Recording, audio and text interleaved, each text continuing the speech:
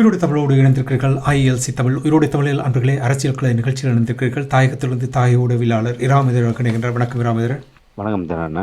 அன்பர்களுக்கும் நேர வணக்கம். இன்னொரு உலக நார்வல் நிகழ்ச்சி இணைந்திருக்கின்றோம். உங்களுக்கும் அன்பர்கள் சார்பாக வணக்கத்தை தெரிவித்துக் கொண்டு தொடர்ந்து நாங்கள் செம்மணி புதகுழி தொடர்பான அகழ்வு பணி நடைபெற்றுக் கொண்டிருக்கின்ற அந்த விடயங்களை பார்ப்போம். இராமதேவன், இன்று 11வது நாளாக இந்த அகழ்வு பணி நடைபெற்றுக் கொண்டிருக்கின்றது. இன்றும் கூட நிச்சயமாக எலும்புக்கூடுகள் அகன்றெடுக்கப்பட்டிருக்கும், தடயங்கள் கண்டுபிடிக்கப்பட்டிருக்கும். இன்று இந்த 11வது நாள் என்ன நிலைமை என்றதை கூறுவீர்களா? நிச்சயமாக. இன்றைய தினம் வெள்ளிக்கிழமை 11வது நாள் அகழ்வு பணிகள் முன்னெடுக்கப்பட்டிருக்கிறது. இதன்போது ஒரு சிறுவனுடைய எலும்பு தொகுதி அடையாளம் காணப்பட்டிருக்கின்றது. அதைவிட மேலும் 2 எலும்பு தொகுதிகள் முழுமையாக அகழ்ந்தெடுக்கப்பட்டிருக்கின்றது. இதையடுத்து இதுவரை 1ஆம் கட்டம், 2ஆம் கட்டம், 3ஆம் கட்டமாக அகழாய்வு தளம் 1 மற்றும் 2 மொத்தமாக 260 எலும்பு தொகுதிகள் அடையாளம் காணப்பட்டிருக்கின்றன. அதில் 256 முழுமையாக அகழ்ந்தெடுக்கப்பட்டிருக்கின்றது. ஆகவே இப்போது 11வது நாள் அகழ்வு பணிகள் இடம்பெற்ற நிலைமையிலே மேலும் 20 எலும்புக்கூடுகள் அடையாளம் காணப்பட்டிருக்கின்றன. அதைவிட 17 எலும்பு தொகுதிகள் முழுமையாக அகழ்ந்தெடுக்கப்பட்டிருக்கின்றது. ஆகவே தற்போதைய நிலவரத்தின்படி 11வது நாள் நிலவரத்தின்படி 260 அடையாளம் காணப்பட்டிருக்கின்றது. 256 எலும்பு தொகுதிகள் முழுமையாக அகழ்ந்தெடுக்கப்படுகின்றது. அதாவது 1ஆம் கட்டத்திலே 9 நாட்களும், 2ஆம் கட்டத்திலே 45 நாட்களும், 54 நாட்கள், இப்போது 11 நாள், 65 நாட்கள், மொத்தமாக இப்போது இன்றைய நாள் வரை மொத்தமாக 65 நாட்கள் அகழ்வு பணிகள் இடம்பெற்றிருக்கின்றது. அந்த 65வது நாள் அகழ்வு நிறைவிலே 260 எலும்பு தொகுதிகள் அடையாளம் காணப்பட்டும் 256 மீட்கப்பட்டிருக்கின்றது. இதிலே நாங்கள் குறிப்பிட்டு சொல்ல வேண்டுமாக இருந்தால், தொடர்ச்சியாக நேற்று முன்தினம், அதற்கு முதல் நாள் என தொடர்ச்சியாக 3 நாட்களிலே 3 கைக்குழந்தைகளுடைய எலும்பு தொகுதிகள் அடையாளம் காணப்பட்டு மீட்கப்படும். ஏற்கனவே நாங்கள் 2-3 நாட்களுக்கு முன்னர் உரையாடுகின்ற போது ஒரு கைக்குழந்தையினுடைய எலும்பு தொகுதி அடையாளம் காணப்பட்டு அது அகழ்வின் போது சிதைவடையக்கூடிய ஒரு நிலைமை இருந்ததன் காரணமாக அதுக்கான அந்த ரசாயன பதார்த்தங்கள் பயன்படுத்தப்பட்டு அந்த சுற்றி இருக்கிற மணல் பகுதி இறுக்கமான நிலைமையிலே பேணப்பட்டு பேண்டேஜ் செய்யப்பட்டு அது அப்படியே பதப்படுத்தப்பட்டு அப்படியே ஒரு கட்டியாக அது அப்படியே அகழ்ந்தெடுக்கப்பட்டு அங்கே பாதுகாப்பாக கொண்டு செல்லப்பட்டிருக்கின்றது. இனி அகழ்வு நடவடிக்கையின் போது, அதாவது ஆய்வு நடவடிக்கையின் போது தான் அது அந்த நிலையிலிருந்து பிரித்தெடுக்கப்பட்டு ஆய்வு நடவடிக்கைகள் மேற்கொள்ளப்படும்.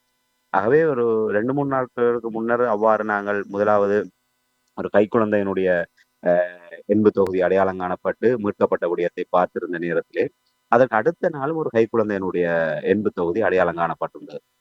அது நான் நினைக்கிறேன் நேற்றைய தினம் அகழ்ந்தெடுக்கப்பட்டது. நேற்றைய தினமும் மேலும் ஒரு கைக்குழந்தையினுடைய எலும்பு தொகுதி அடையாளம் காணப்பட்டிருக்கின்றது. அது நான் நினைக்கின்றேன் இன்னும் அகழ்வு நடவடிக்கை முழுமை பெறவில்லை என்று நம்புகின்றேன். ஆகவே தொடர்ச்சியாக 3 கைக்குழந்தைகளுடைய எலும்பு தொகுதிகள் அடையாளம் காணப்பட்டிருக்கின்றன. அதை விட இன்றைய தினம் ஒரு சிறுவர் ஒருவருடைய எலும்பு தொகுதி அடையாளம் காணப்பட்டிருக்கின்றது. இந்த 11 நாட்களில் 20 எலும்பு தொகுதிகள் மீட்கப்பட்டிருக்கின்ற நிலைமையிலே கைக்குழந்தைகள், சிறுவர்களுடைய எலும்பு தொகுதிகள்லாம் அதிகமாக தொடர்ச்சியாக அடையாளம் காணப்பட்டு மீட்கப்பட்டு வருவதை நாங்கள் அவதானிக்கக்கூடியதாக இருக்கின்றது. அதே நேரத்திலே அந்த தகன மேடை, சிந்துவாத்தி இந்து மயானத்தினுடைய தகன மேடை காணப்படுகின்றது. அந்த தகன மேடையினுடைய கட்டுமானத்துக்கு கீழாக எலும்பு தொகுதிகள் இருப்பது இப்போது கண்டறியப்பட்டிருக்கின்றது. நான் நினைக்கின்றேன் நேற்று முன்தினம் ஒரு எலும்பு தொகுதி அடையாளம் காணப்பட்டது. அதனுடைய மண்டையோட்டு பகுதி அடையாளம் காணப்பட்டது. அது தகன மேடையினுடைய அந்த கட்டுமானம், அதாவது சீமெண்ட் கான்கிரீட் போடப்பட்ட அந்த கட்டுமானத்துக்கு கீழாக அந்த எலும்பு தொகுதியினுடைய தலை மண்டையோடு இருந்தது காணப்பட்டது.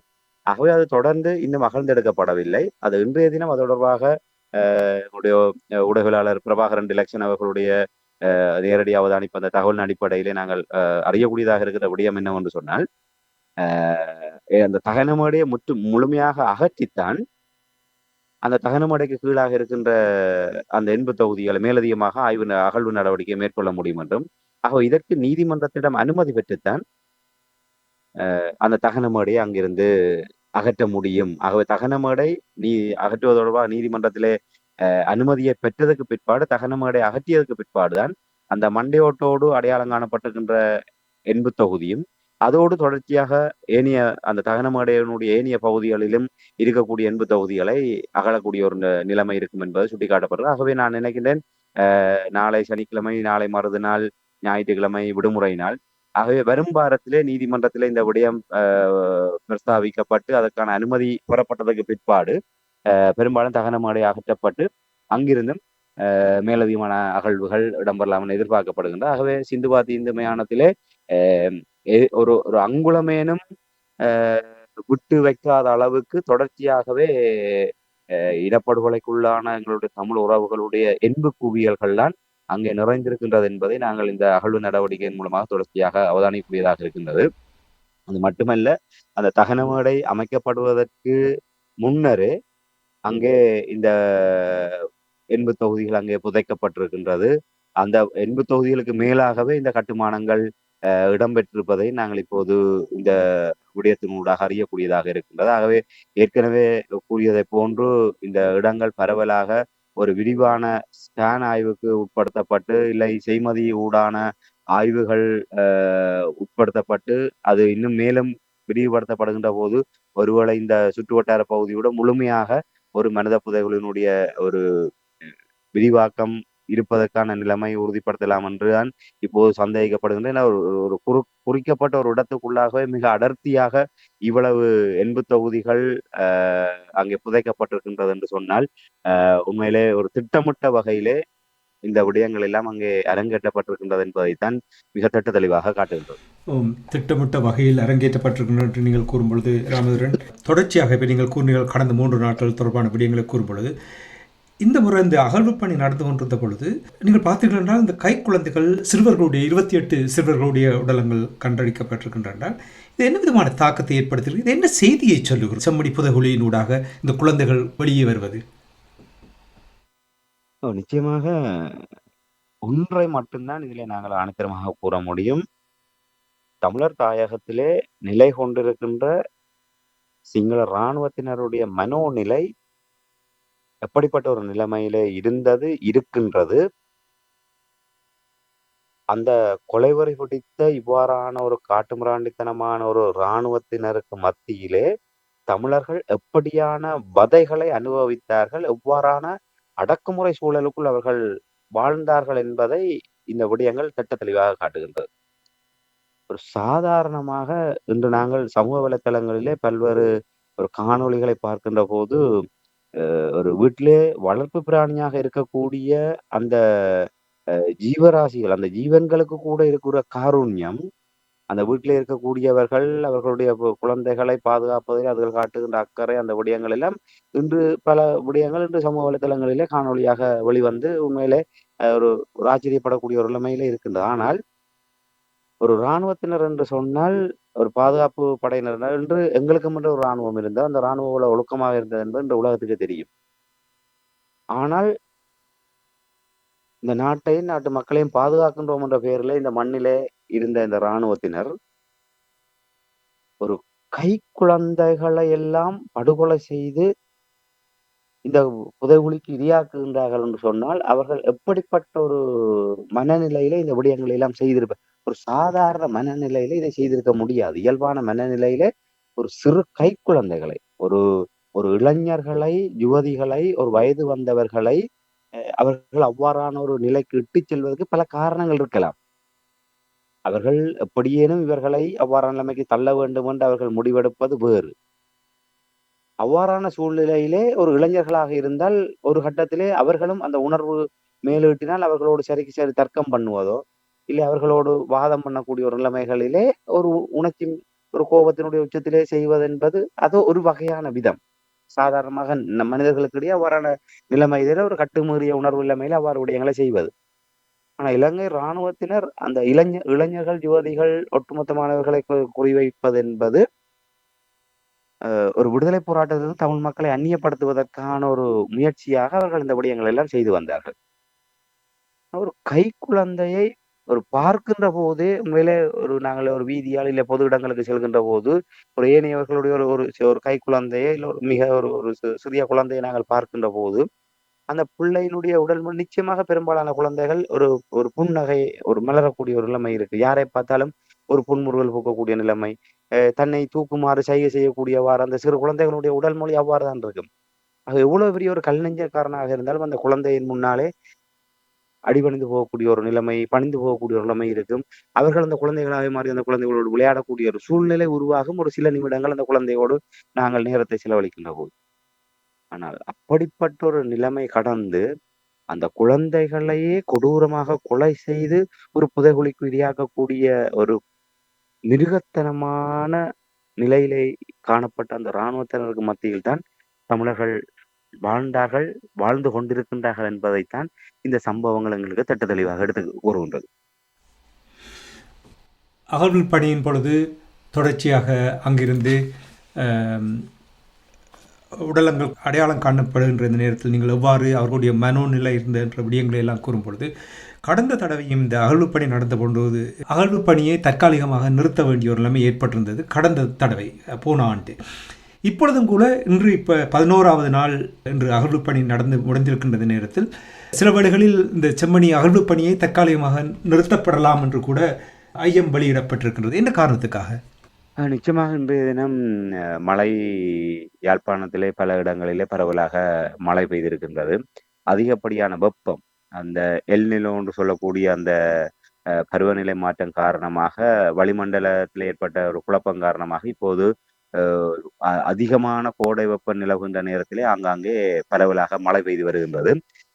யாழ்குடா நாட்டில் இன்றைய தினமும் நேற்றைய தினமும் ஓரளவு பரவலாக மழை பெய்தது. இன்றைய தினம் யாழ்ப்பாணம் அந்த செம்மணி பகுதிகளிலே ஒரு கணிசமான மழைப்பொழிவு இடம்பெற்றிருக்கின்றது. இதன் காரணமாக அகழ்வு நடைபெற்ற அந்த அகழ்வாய்வு இடம்பெற்றுக் கொண்டிருக்கிற அந்த இடத்திலே மழை வெள்ளம் தேங்கி இருக்கின்றது. உடனடியாகவே அந்த பகுதிக்கு பொறுப்பாக இருக்கின்ற பிரதேச சபையினர் அந்த நீரை வெளியேற்றுகின்ற வாகனங்களின் மூலமாக அங்கே இயந்திரங்களை பூட்டி அங்கிருந்து அந்த நீரை அகற்றி ஓரளவு அகழ்வு நடவடிக்கை தொடரக்கூடிய அளவுக்கான ஒரு நிலைமையை அவர்கள் ஏற்படுத்தி இருக்கின்றார்கள். ஆனால் இருந்தாலும் ஒரு சேரும் சகதியுமான நிலையில் தான் இன்றைய தினம் இந்த அகழ்வு பணிகள் தொடர்ந்து முன்னெடுக்கப்பட்டிருக்கின்றது.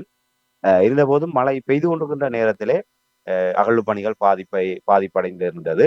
என்றால் திடீரென அந்த மழை வந்த காரணத்தினால் அதற்கு மேலாக கூரைகள் அமைக்கின்ற செயல்பாடுகள் எதுவுமே அங்கே இடம்பெறாது இருந்த ஒரு நிலைமை அவதானிக்கப்பட்டது. ஆகவே மழை விட்டதுக்கு பிற்பாடு அந்த வெள்ள நீரும் அங்கிருந்து ஓரளவு பிரதேச சபையினுடைய ஒத்துழைப்போடு அங்கிருந்து வெளியேற்றப்பட்டதற்கு பிற்பாடும் அகழ்வு பணிகள் முன்னெடுக்கப்படும். இதன் காரணமாகத்தான் நான் நினைக்கிறேன் அகழ்வு பணியில இன்றைய தினம் ஒரு மந்த நிலைமை ஏற்பட்டிருக்கின்ற ஒரே ஒரு சிறுவருடைய எண்பு தொகுதி அடையாளம் காணப்பட்டு 2 எண்பு தொகுதிகள் அங்கே மீட்கப்பட்ட விடயம் இன்றைய தினம் பதிவாக இருக்கின்றது என்றால் அந்த மழை நிலைமைதான் காரணமாக இருக்கலாம் என்று நாங்கள் அவதானிக்கூடியதாக இருக்கின்றன. அதே நேரத்திலே தொடர்ச்சியாக இரவு பொழுதிலும் அங்கு ஒரு மழை நிலைமைகள் எதிர்பார்க்கப்படுகின்ற காரணத்தினால் இந்த மழை ஒருவேளை நாளைய தினம் இந்த மழை நீர் மழை பெய்யுமாக இருந்தால் இல்லை இந்த மழை நீர் அந்த பகுதிகளில் சேருமாக இருந்தால் நாளைய தினம் இந்த அகழ்வு நடவடிக்கை தற்காலிகமாக இடைநிறுத்தப்படலாம் என்றால் எதிர்பார்க்கப்படுகின்றன. நாளைய தினம் நடைபெறுமா இல்லையா என்பது இன்று உறுதியாக கூற முடியாத ஒரு நிலைமை இருப்பதாகத்தான் அங்கிருக்கின்ற எங்களுடைய உடவியலாளர்கள் அந்த தகவலை பதிவு செய்திருக்கிறார்கள்.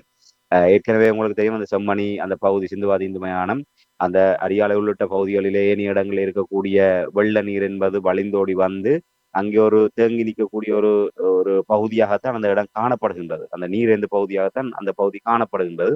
ஆகவே அவ்வாறு அந்த பகுதியிலே ஒரு இடைவிட்டு பெய்த மழையினால் அந்த மழை நீர் ஓரளவு அகற்றப்பட்டாலும் தொடர்ந்து அதனுடைய சுற்றுவட்டார பகுதியிலே மழை பெய்யுமாக இருந்தால் நாளை அந்த பகுதியிலே ஒரு தொடர்ச்சியாக நீர் தேங்குமாக இருந்தால் அகழ்வு பணி என்பது பாதிக்கப்படும். அதுக்கு அடுத்த நாள் ஞாயிற்றுக்கிழமை வருகின்றது. ஆகவே ஒருவேளை நாளை பாதிக்கப்படுமாக இருந்தால் நிலைமைகளுடைய அவதானிப்பிலே திங்கட்கிழமை தான் 12வது நாள் அகழ்வு பணி முன்னெடுப்பதற்கான வாய்ப்புகள் தற்போது காணப்படுகின்றது. ராமதரன், நிறைவாக நீங்கள் இந்த சிறியவர்கள் கைக்குழந்தை என்று சொன்னவுடன் எனக்கு 2009ஆம் ஆண்டு நடைபெற்ற இனக்கருவறுப்பு தான் ஞாபகத்துக்கு வந்தது. அந்த ஞாபகத்தின் பொழுது உங்களுக்கு தெரியும், சமீபத்தில் 3 ஆண்டுகளுக்கு முன்னதாக காசாவில் அங்கே நடந்த இனப்படுகொலை தொடர்ந்து நடந்து கொண்டிருக்கின்றது. அங்கே நீங்கள் பார்த்தீர்கள் என்றால் அந்த பேட்டர்ன் என்று சொல்வார்கள், பார்த்தீர்கள் என்றால் குழந்தைகளை கொல்லுவதும் பெண்களை கொல்வதுமாக அவ்வாறு தான் அமைந்திருந்தது. அந்த விடயத்தை பார்த்து இப்பொழுது நீங்கள் இந்த குழந்தைகளை அகன்றெடுத்திருக்கிறார்கள், கைக்குழந்தைகளை எடுத்திருக்கிறார்கள் என்று கூறும்பொழுது எனக்கு உடனடியாக ஒன்று சிந்திக்க தோன்றியது என்னவென்று சொன்னால், ஈழத்தமிழர்களுக்கு எப்படி அவர்களுடைய பரம்பரையை அழிக்க வேண்டும் என்று அந்த முளையிலே கிள்ள வேண்டும் என்று சொல்வார்கள் இல்லையா, குழந்தைகளை கொல்லுவது, இனி கர்ப்பிணி பெண்களுடைய வைத்த கீறி அங்கே கருக்களை சிசுக்களை அழிப்பது, இவையெல்லாம் ஒரு திட்டமாக இருந்தது அப்பொழுது என்று கூறியிருந்தார்கள். அந்த திட்டத்தை தான் காசாவில் பயன்படுத்தினார்கள். என்னுடைய கேள்வி என்னவென்றால், இந்த செம்மணி புதைகுழியினூடாக இந்த விடயங்கள் ஆதாரபூர்வமாக இங்கே வெளிவருகின்றதா? இதுதான் அவர்களுடைய திட்டமாக இருந்தது, அதாவது அடுத்த சந்ததியை அழிக்க வேண்டும், இனத்தை குறைக்க வேண்டும் என்ற அந்த திட்டத்தோடு செயல்பட்டது இங்கே இது உறுதிப்படுத்துகிறதா? உண்மையிலே இந்த செம்மணி புதைகுழியில இதுவரை மீட்கப்பட்டதிலே பெரும்பாலும் பெண்கள், சிறுவர்கள், குழந்தைகளுடைய எலும்பு கூடுகள்லாம் இதிலே மீட்கப்பட்டு வருகின்றது. அந்த எண்ணிக்கைகளை வைத்து பார்க்கின்ற போது உண்மையிலே ஒரு கைக்குழந்தைகள், சிறுவர்கள் என்பது பெரும்பாலும் அவர்களுடைய தாயாருடைய அரவணைப்பில் தான் பெரும்பாலும் இருப்பார்கள். ஆகவே இராணுவ சோதனை சாவடியை கடக்கின்ற போதாக இருக்கட்டும், இல்லை அவர்களுடைய விசேட கைது நடவடிக்கைகளின் போது இவ்வாறு அவர்கள் இடம்பெற்றது என்று சொன்னால், குடிக்கப்பட்ட இந்த தரப்பினரை தான் அதிலே அவர்கள் இலக்கு வைத்திருக்கின்றார்கள். ஆகவே நிச்சயமாக அதை நாங்கள் மறுப்பதற்கில்லை என்றால், நீண்ட காலமாக பல்வேறு வகையிலே ஈழத்தமிழர்களுடைய இன விருத்தியையும் இனப்பரம்பரையும் தடுப்பதிலே இவர்கள் பல்வேறு நேரடி மறைமுகமான செயல்பாடுகளில் ஈடுபட்டு வந்தது என்பது காலங்காலமாக சுட்டிக்காட்டப்படுகின்ற ஒன்று. அதை நாங்கள் மறுப்பதற்கில்லை. குறிப்பாக இன்று கிட்டத்தட்ட ஒரு 4-5 தசாப்தங்களுக்கு முன்னர் இலங்கையிலே தமிழ் மக்களுடைய விகிதாசாரம் என்பது எந்த நிலையில இருந்தது, இன்று அதைவிட சரிவடைந்த நிலையிலே காணப்படும். மேல் நோக்கி செல்ல வேண்டிய நிலைமையிலே ஒரு மறைநிலையில இது காணப்படுகின்றன. இந்த போரிலே வைக்க இவர்களுடைய இலக்கு ஒன்று, ஒரு ஆயுத போராட்டத்தின் காரணமாக கிட்டத்தட்ட 50,000 மாவீரர்களை நாங்கள் இழந்திருக்கின்றோம் என்று சொன்னால், அதிலே கிட்டத்தட்ட ஒரு 75 விழுக்காடு என்பது திருமணமே ஆகாத நிலைமையிலே இளைஞர்களாக அந்த போராட்டத்தில் ஈடுபட்டு அவர்கள் மாவீரர்களானது.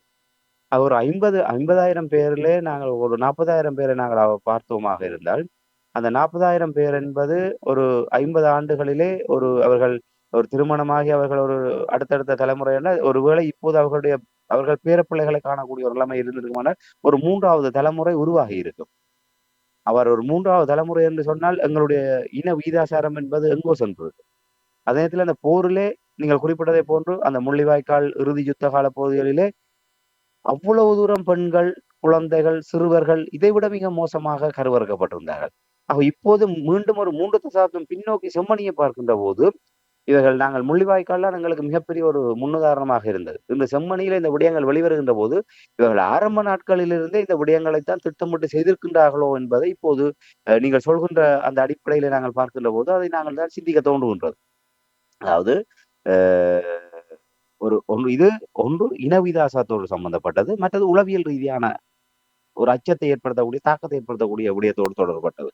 இவ்வாறு பெண்கள், சிறுவர்கள், குழந்தைகளை அவ்வாறு ஒரு ஈவிரக்கமற்ற முறையிலே கடத்தி காணாமலாக்கப்பட்டு படுகொலை செய்வது, இவ்வாறு புதகுழிக்கு இரையாக்குவதன் ஊடாக ஏனையவர்களிடையே ஒரு அச்சத்தை ஏற்படுத்துவது.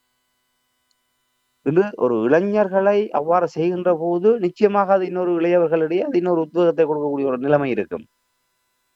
ஆனால் ஒரு இளைஞர்களையோ இல்லை ஏனையவர்களையோ ஒரு இனியில்லை என்ற அளவுக்கு மிக மோசமான பீதிக்கு தள்ள வேண்டுமாக இருந்தால் இப்படியான மிக கொடூரமான வகையிலே இந்த ஒரு கைக்குழந்தைகள், சிறுவர்கள் என்றால் அவர்களை அந்த ஒரு அரச படைகளுக்கு எதிரான நடவடிக்கைகளிலிருந்து மக்களை அந்நியப்படுத்துவோம். மக்களும் புலிகளும் வேறு வேறு அல்ல என்கின்ற நிலைதான் இராணுவத்துக்கு அன்று முதல் இறுதி வரை சவாலாக இருந்த விடயம். காலத்துக்கு காலம் அவர்கள் அதை இடைவெளியை அதிகப்படுத்துவதனூடாக தங்களுடைய இலக்கை மிக விரைவாக அடைய முடியும் என்று நம்பினார்கள். அவ்வாறு மக்களையும் புலிகளையும் இடையே ஒரு இடைவெளி ஏற்படுத்துவதற்கான ஒரு உபாயமாக இவ்வாறான ஒரு மிக இரக்கமற்ற செயல்பாடுகளை அவர்கள் கையில் எடுத்திருந்தார்கள். எது அப்படியாக இருந்தாலும் அந்த சர்வதேச போர் மரபுகள், இன்று நாங்கள் சர்வதேச போர் மரபுகள், சர்வதேச மனிதாபிமான விடயங்களை பேசுகின்றோம். ஆனால் அந்த சர்வதேசத்தினுடைய காலடியில் தான் நீங்கள் சொல்வதை போன்று காசாவில் இந்த விடயங்கள் எல்லாம் நடைபெற்றது. இன்று வரை அதுக்கான எந்தவித தண்டனையும் இல்லை. அதுக்கு எந்த விதமான கண்டன குரல்களும் இல்லை. அதுக்கான தீர்வுக்கான முயற்சிகளோ எதுவுமே இல்லை. அப்படி இருக்கின்ற போது இதையெல்லாம் நாங்கள் எங்கே சென்று முறையிடுவது? யாரிடம் நீதியை கேட்பது? ஒரு உலக ஐநா சபை, உலக மனித உரிமையினுடைய ஸ்தாபனமாக இருக்கக்கூடிய ஐநா மனித சபையாக இருக்கட்டும், ஐநா மனித உரிமை பேரவையாக இருக்கட்டும், இன்று அது செத்து போய் செயலிழந்து போய் ஒரு நம்பகத்தன்மையற்ற ஒரு ஒரு ஜடப்பொருளாக பார்க்கப்படுகின்ற அளவுக்கு தான் இன்று காசாவாக இருக்கட்டும், இல்லை தற்போது இந்த உக்ரைன் விவகாரமாக இருக்கட்டும், இல்லை இன்று தற்போது நடைபெற்றுகின்ற ஈரான் இந்த விடயங்களாக இருக்கட்டும், தொடர்ச்சியாக கண்ணுக்கு முன்னால் இந்த விடயங்கள் எல்லாம் நடைபெறுகின்றது என்றால் நாங்கள் முள்ளிவாய்க்காலின் போதே மிக தெளிவாக கூறியிருந்தோம் என்பது ஈழத்தமிழர்களுடைய தோல்வி அல்ல, சர்வதேசத்தினுடைய மனச்சாட்சி, சர்வதேசத்தினுடைய நம்பகத்தன்மை, சர்வதேசத்தினுடைய மனிதாபிமானம், சகல விடயங்களுடைய தோல்வியாகத்தான் இது அமையும். ஏனென்றால் இந்த இடத்திலே இதற்காக தீர்வைக்கான நீதியைக்கான முற்படாவிட்டால் அது பிழையான முன்னுதாரணமாகி வேறு எங்குமே இவர்கள் இதற்கான தலையீடு செய்ய முடியாத அளவுக்கு பார்த்து கொண்டு வேடிக்கை பார்க்கக்கூடிய ஒரு நிலைமை உருவாகமாகவே இது தொடக்கம். நீங்கள் இதை முள்ளிவாய்க்காலிலே நீங்கள் வேடிக்கை பார்த்தீர்கள், சரி, அதுக்கான பிராயச்சித்தமாக அதுக்கான நீதியை காண்பதற்கு உதவி செய்யாவிட்டால் ஒட்டுமொத்த உலக இயங்கு நிலையம் புதுப்பிக்கப்பட்டு அது ஒரு வேறு விதமான ஒரு சூழ்நிலைக்கு தள்ளப்படுவதாக தொடக்கமாக இருக்கும் என்று அப்போதே சுட்டிக்காட்டப்படும். இன்று அதான் இன்று எல்லாமே ஒரு பொம்மையாக ஒரு வேடிக்கை பார்க்கின்ற அளவுக்கு தான் சகல கட்டமைப்புகளும் மாறி இருக்கின்றன. இதை எம்மவர்களிடையே நாங்கள் கொண்டு போய் சேர்க்க வேண்டிய ஒரு தேவை இருக்கின்றது. இப்படியா என்றால் இன்று ஒரு புதிய அன்றுகுமர திசாநாயக்கா என்கின்ற ஒரு மயக்கத்திலே எங்களுடைய மக்கள் அவர்களுடைய அந்த சகல கடந்த கால விடயங்களை எல்லாம் மறந்து போய் தேசிய மக்கள் சக்தியோடு சேர்ந்து பயணிப்பதனூடாக சகல விடயங்களுக்கு தீர்வு காண முடியும் என்று நம்புகின்ற எங்களுடைய உறவுகளிடையே நாங்கள் இதை மீண்டும் மீண்டும் ஆணித்தரமாக பதிவு செய்ய வேண்டும். செம்மணியிலே கொல்லப்பட்ட புதைக்கப்பட்ட இந்த உறவுகள், பெண்கள், குழந்தைகள், சிறுவர்கள் எல்லாம் தமிழினம் மீட்சி பெற்றுவிடக்கூடாது, பலம் பெற்றுவிடக்கூடாது, வளர்ச்சி நிலையை நோக்கி சென்று விடக்கூடாது, முளையிலே கிள்ளி எறிய வேண்டும். அவர் அந்த அதனூடாக எதிர்காலத்திலே இந்த விடயங்களை எல்லாம் நாங்கள் ஒரு தங்களுடைய நிகழ்ச்சி நிரலை முன்னெடுக்கக்கூடிய வகையிலான ஒரு புறச்சூழலை, குடிப்பரம்பலை மட்டுப்படுத்துவது என்கின்ற நிகழ்ச்சி நிரல் எல்லாம் அதிலே ஒரு காரணமாக இருக்கும். இதை நாங்கள் ஒவ்வொருவரும் புரிந்து கொள்ளணும். எங்களை சுற்றி எப்படியான ஒரு நிலை இருக்கின்றது. இந்த விடயங்களுக்கெல்லாம் நாங்கள் இந்த விடயங்களை எல்லாம் ஆறுன புண்ணை கிளறுகின்ற விடயம் அல்ல. இவையெல்லாம் தீர்க்கப்பட வேண்டிய விடயங்கள். இதற்காக நீதி கிடைத்தே ஆக வேண்டும். இதென்றும் எங்களுக்கு 100 ஆண்டுகளுக்கு முற்பட்ட கர்ண பரம்பரை கதையோ இல்லை பழங்காலத்து புராண கதையோ கிடையாது. எங்களுக்கு முன்னாலே ரத்தமும் சதயமாக நடமாடியவர்கள், எங்களுக்கு முன்னாலே உறவாடியவர்கள், உலாவியவர்கள் இன்று மண்ணுக்குள்ளே இருந்து எலும்பு கூடுகளாக எடுக்கப்படுகின்றார்கள். உண்மைதான். இதை எப்படி நாங்கள் கடந்து செல்ல முடியும்? அந்த விடயத்தை எங்களுடைய மக்கள் மனதில் இருத்தி இனிமேலும் நாங்கள் வெறும் போலியான பொய்யான நம்பிக்கைகளுக்கு பின்னாலே எங்களுடைய விடுதலை அரசியலை நாங்கள் நிலைகுத்தி முனைமடங்க செய்வோமாக இருந்தால் நாளை எங்களுக்கான ஒரு கல்லறைகளிலே எங்களுக்கு நினைவு செலுத்துவது கூட யாருமே இல்லாத ஒரு துர்ப்பாக்கியமான நிலைமைக்கு ஈழத்தமிழினம் இட்டு செல்லப்படும் என்பதை தான் இந்த இடத்துல நாங்கள் வேதனையோடு சுட்டிக்காட்ட முடியும். உண்மை. நீங்கள் கூறியதை கேட்கும் பொழுது எவ்வளவு திட்டத்தோடு செய்திருக்கிறார்கள். தொடர்ந்து வந்த அரசாங்கங்கள் எவ்வாறு ஈழத்தமிழர்களை கையாண்டிருக்கிறார்கள் என்ற விடயங்களை பார்க்கும்பொழுது எப்படி அது கச்சிதமாக கையாண்டிருக்கிறார் என்பதைத்தான் நீங்கள் கூறுவதை எங்களுக்கு உணர்த்துகிறது. நன்றி ராமேந்திரன். இன்றைய நிகழ்ச்சி இணைந்து செம்மணி புதகுழி தொடர்பான விவரங்கள், 11வது நாள் அகழ்வு பணி தொடர்பான விவரங்களை உயிரோடி தமிழ் உறவுகளோடு பகிர்ந்து கொண்டமைக்காக உயிரோடி தமிழ் நண்பர்கள் சார்பாக நன்றி கூறிக்கொண்டு மீண்டும் ஒரு நிகழ்ச்சி இணைந்திருப்போம். அதுவரைக்கும் நன்றி, வணக்கம். நிச்சயமான நன்றி, வணக்கம். எமது பார்வையாளர்களுக்கு வணக்கம். மக்களின் குரலாய் ஓங்கி ஒலிக்கும் இலக்கு மின்னிதழ் மற்றும் உயிரோடை தமிழ் வானொலி ஆகிய இவ்விரு ஊடகங்களும் உங்களை போன்ற எமது நேயர்கள் நண்பர்களின் ஆதரவிலேயே இயங்கி வருகின்றன. மிக குறைந்த பலங்களுடன் பல இடர்கள் மற்றும் தடைகளை தாண்டி பயணிக்கும் எமது ஊடகங்களின் பணிகள் மேலும் வளர உங்களால் முடிந்த நிதி உதவியை வழங்கி இன்னும் காத்திரமான செயற்பாடுகளை முன்னெடுக்க உதவுமாறு மிகவும் பணிவன்புடன் வேண்டி நிற்கின்றோம். உங்கள் பங்களிப்பு உங்களின் உரிமை குரலாய் ஓங்கி ஒலிக்கும். நன்றி.